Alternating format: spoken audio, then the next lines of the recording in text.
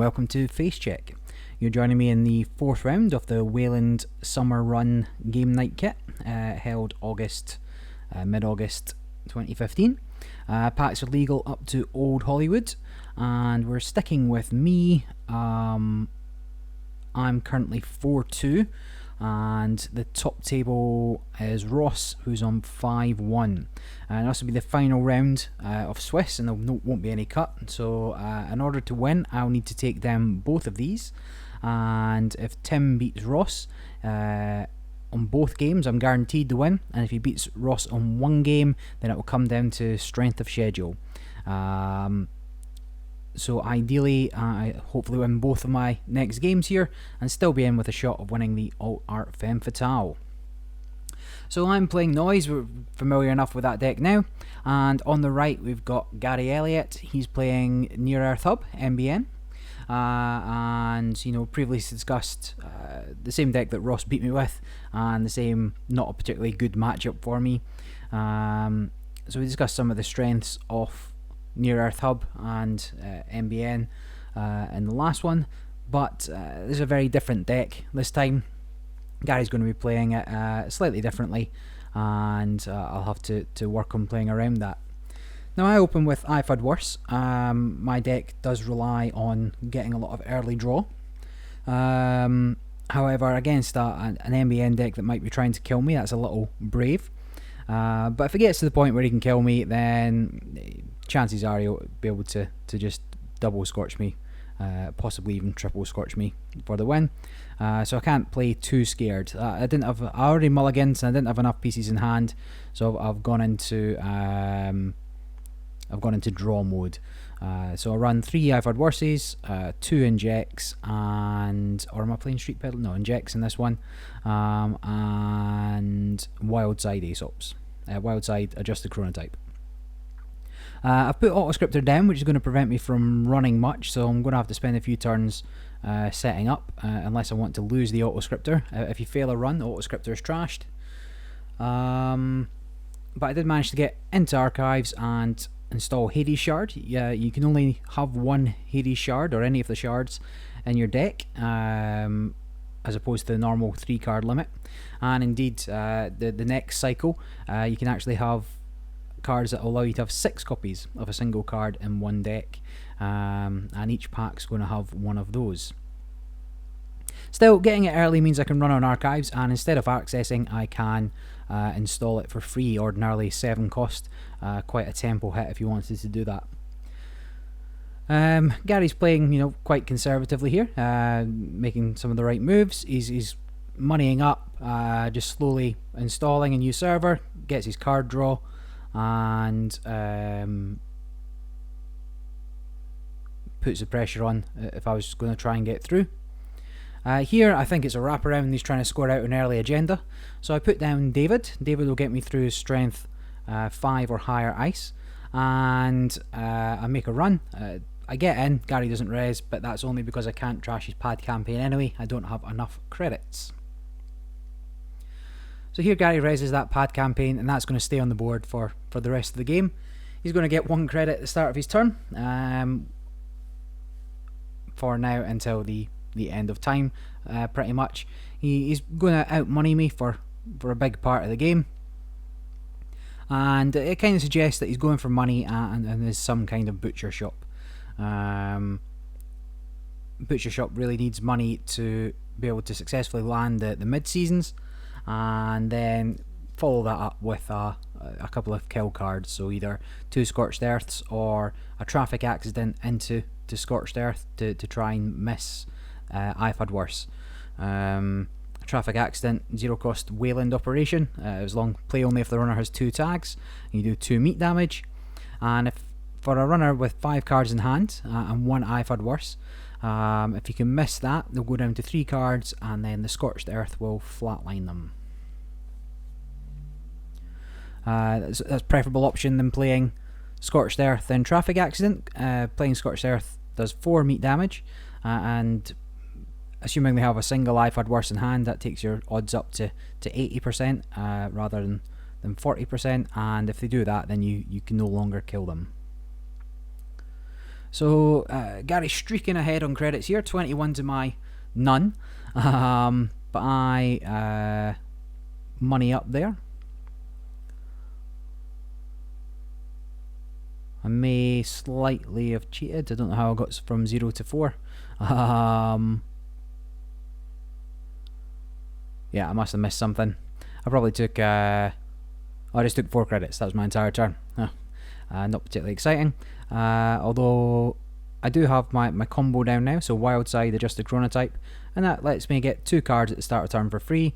So hopefully I'll find a couple of economy cards and try and keep up. Now, if you can't keep up with NBN's economy, it's very difficult to run. Primarily because the threat of having 10, 15 tags is always there, and it's not something you'll be able to shake, and you know that they'll then be able to kill you as soon as they pull all the pieces into hand. Gary scored an early breaking news there. I could have perhaps taken that as a signal that he's got quite a few agendas in hand. Ordinarily he'd keep the breaking news as part of a kill combo as well. And certainly since I wasn't really running too much, he could have left that down for another turn and seen what happened maybe. As long as he put it behind a piece of ice, I'd have been dissuaded from running, because if I couldn't get through the ice, I would lose my auto script there. So there's got Jackson. I'm going to have to go trash Jackson. In any game like this that I think might end up going long, or me losing, going to get Jackson as soon as possible is the preferable option. I rely on a sort of certain combo to come together at the end of my deck, where I get to access archives using Hades Shard, and if prior to that the corp's wise enough to use Jackson to shuffle away the points that I need, then it becomes impossible for me. So here I don't actually pay for inject, make an error. It takes me up to 11 credits when I should only be on 10. And I do make another couple of errors during the game. None really break it, but the more I watch my games back, the more I realise my mistakes, and the more I want to work on improving my game. Additionally, on a previous noise video versus Blue Sun, I think, one of the commenters, Cliff, mentioned that he's unhappy with my card layout, and to be perfectly honest, I see what he's saying. There in the middle you can see I've got an Aesop on top of a same old thing on top of a Hades Shard, and similarly a Wild Side on top of an Adjusted Chronotype. And there I've just put Rachel Beckman on top of Aesop on top of those two, but I split them up a little. Now, while Wild Side and Adjusted Chronotype are a combo, and then you kind of know what they do, they give you 2 cards at the start of turn collectively for free. The other ones are just, there's no rhyme or reason to having the cards laid out like that. And it prompted me to go back and look at the layout of the cards in the rulebook. Now, imagine that you split the mat down the middle. On the left, you'll have a top line of programs, followed by a line of hardware, followed by a line of resources. And that makes sense. And then on the other half of the mat, you'll have your ID, draw deck, and your discard pile. So your stack and heap. And then the credits on top of that. And I tried playing that at a tournament recently, and actually it works very, very well. You can see why they came up with that as an idea. And although I don't necessarily agree with the corp layout, the way they've done it on the rulebook, they've actually going right to left rather than left to right. I can recommend that if you go back to the rulebook, look at the layout and try it, you might be quite surprised at how easy it is to see everything and how well everything's laid out, and how you know exactly what's going on just at a glance. So prior to this being mentioned, I never really thought about my layout. I always say what I'm installing. I always try and make sure the corporation knows, or the runner knows what's out there. Certainly if I've got cash down, I'll try and prompt them that you can't score anything this turn, or not cash clot. things along those lines. But right enough, I do play a couple of unusual cards. I mean, Rachel Beckman you rarely see. She's just too expensive, and it's worth the corp knowing that she's there and what they can do to get rid of her. So I put Rachel Beckman down after he scored the breaking news. I figured I'm not going to pick up any more tags if I can avoid it, and there's probably only one more breaking news in there. So relatively safe. Gives Rachel Beckman 8 cost, gives you an extra click every turn. But if you're ever tagged, then she gets trashed. Now Gary's gone a bit horizontal in his gameplay here. I'm checking remotes where they're exposed, but I'm not necessarily running in to go behind ice. But there, I deja vu for the Faust. I wasn't drawing into him, and now I can run with a little bit more impunity. So Jackson's been there just drawing up cards for Gary and generally going to cause me problems in later life. But now with Faust out, I can start making a few runs. Now there, I make a run on that remote and bump into Data Raven. Data Raven poses a particular quandary for me. It has an on-encounter effect that the runner must decide to take a tag or end the run.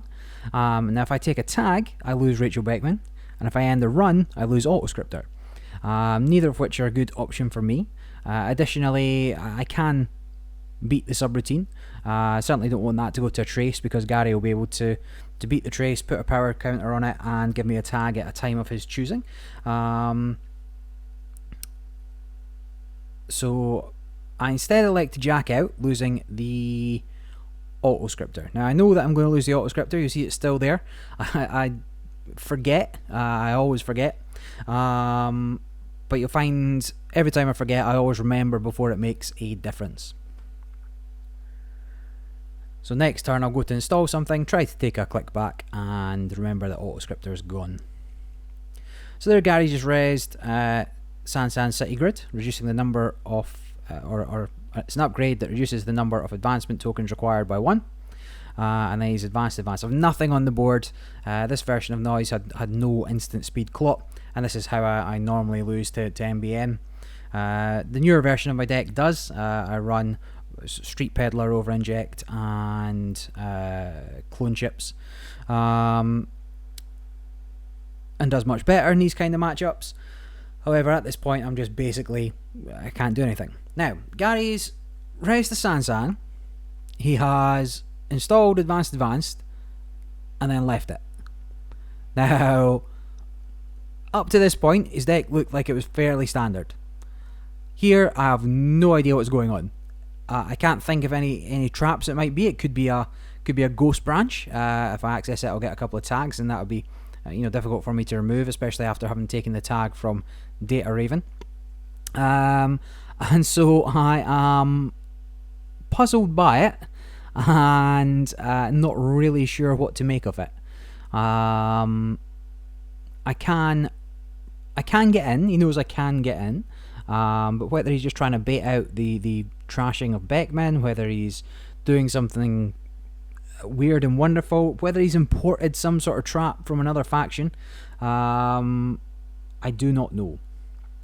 So then I install Shahrazad on my side, try to get a click back, but then I'm like, oh no, I no longer have Autoscriptor.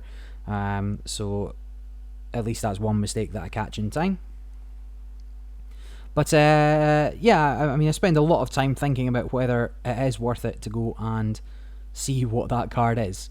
I think it could be an NEPD. I'm money up, and I could go in and see it, but ultimately I just leave it. It's too confusing for me, and Gary's kind of played around me a little bit there, as you'll see in a minute.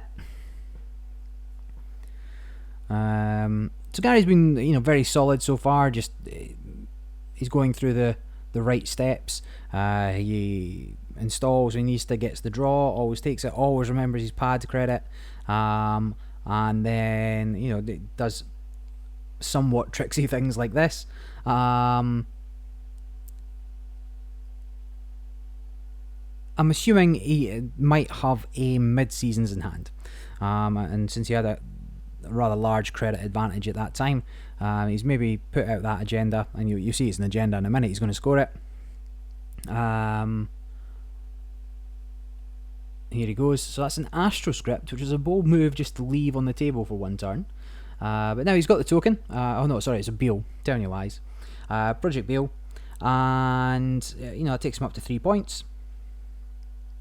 Again, I have no instant speed things to be doing here, so he installs same remote, so he doesn't get to draw a new card, and then advances and scores another Beal. So that takes him up to 5 points to my none. I have managed to mill a fair few cards, but not enough that to get the win.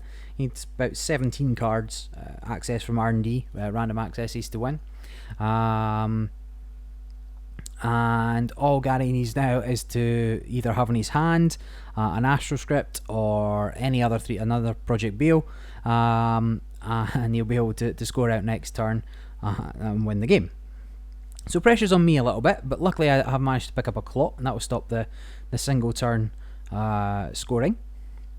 Also, around about here, you'll notice I get my credits wrong. The credits on display will start going a little iffy. I don't remember that I get a credit back for Scheherazade and some of these. So some I take them back, some I don't.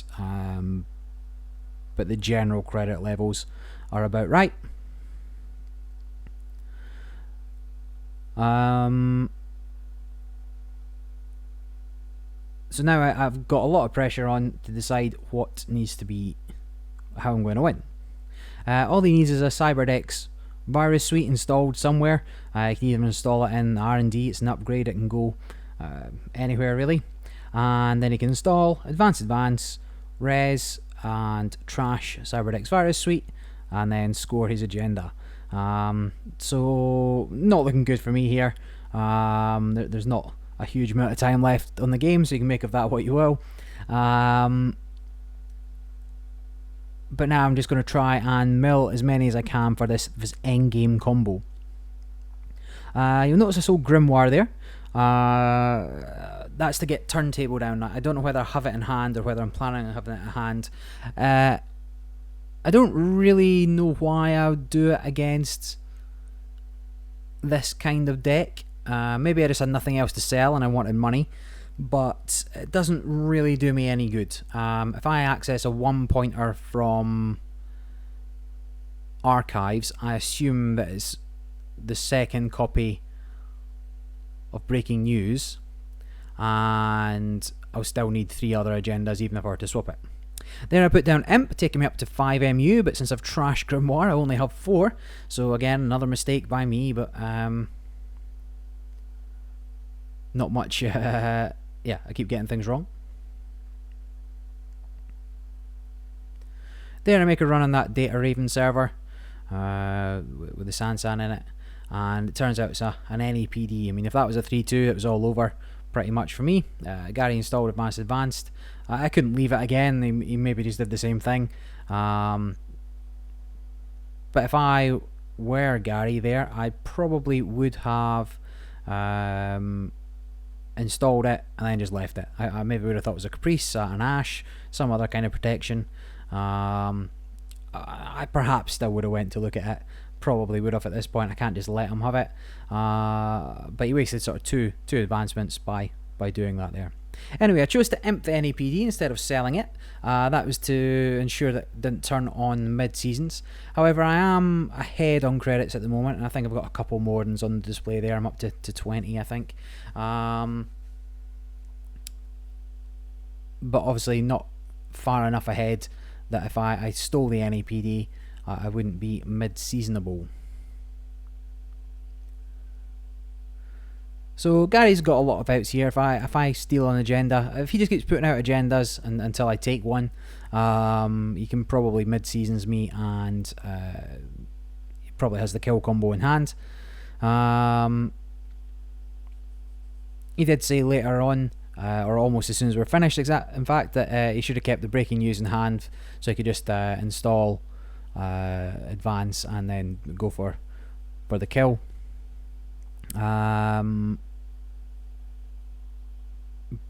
But having scored it early just because it was in his hand, you know, you regretted doing that a little later.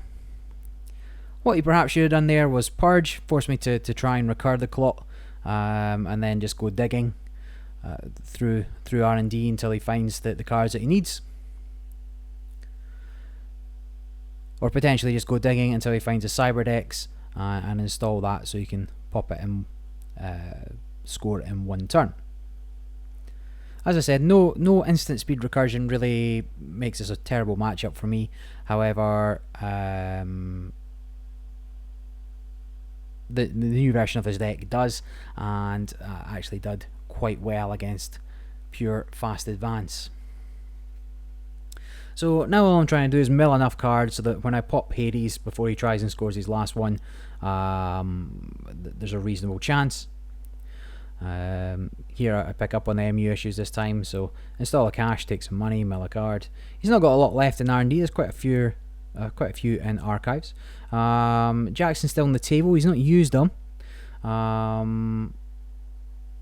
But again, you know, now I wonder about my stacking. Did he forget that Hades Shard was down there? Did he think he'd have a chance, or just, you know, not enough experience with Hades Shard firing to know that you're not going to get a response opportunity with Jackson? You either have to do them ahead of me doing it, so between clicks, before I do my actions, or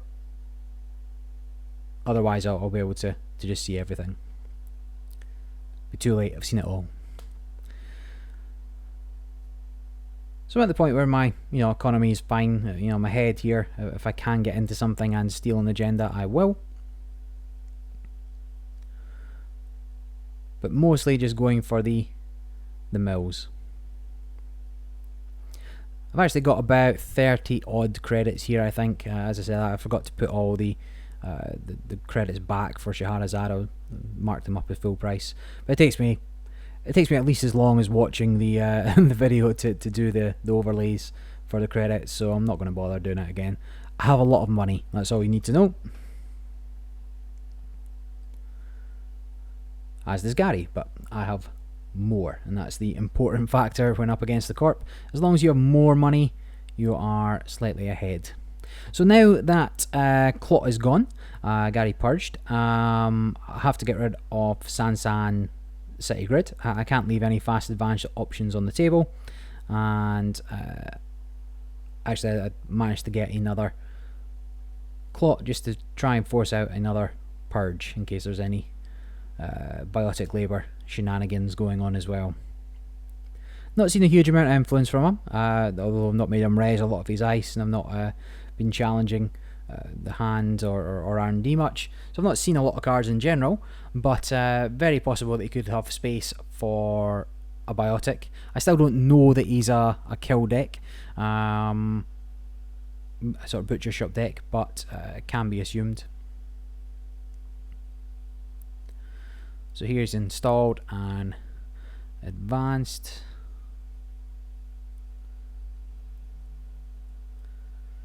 I'm not too worried. I know he can't really score on this turn, but again, I often forget about Cyberdex Virus Suite. I just don't think it's down. I've checked all the remotes, so I've seen all the cards that I can, but I am running out of cards myself. So in this version, I'm running one copy of Levy. In the new version, I'm running Tropes. And here I install a turntable and pop it. So I just basically have to hope there's enough in there to make it for the win, and if not, then I'll levy and try and keep them from not scoring those last 2 points as best I can. As it turns out, there's truckload of points in archives. Even Huddy Jackson, I don't think he would have been able to save it. I'm not sure there was any agendas left in R&D. I get 3 NAPDs, an AstroScript, and a breaking news. That was an AstroScript in the remote, but I would have went and got that next. So there must still be 2 AstroScripts somewhere. yeah, and I win. So as Gary, realizing later on that he should have saved the breaking news, he did manage to get a kill that way earlier in the tournament. But just having seen it so early and getting an easy point on the board, very appealing. But the reality of the situation is that even if the runner steals it, you're not so bothered. You still have to steal another 3. There's 4 agendas, whatever way you want to cut it, against NBN. And it's better off saving it as part of a combo rather than a point on the board. But anyway, I win the first one there. If I can win the next one and Tim does his job and beats Ross, I will go home victorious and get a lovely shiny R04M. Stick with me for the last game. And as always, if you enjoy the ramblings, like, subscribe, join us on Facebook, Twitter, and by us I mean me, all by myself. Don't wanna be all by myself anymore.